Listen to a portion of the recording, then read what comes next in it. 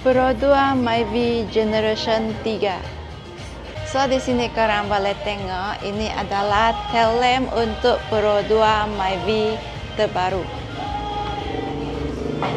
Ini adalah jenis red black tail lamp running light MK7. Dan Myvi ini tak hanya ada dia punya tail lamp, kita ada dia punya rear bumper reflector. Ada juga dia punya daylight.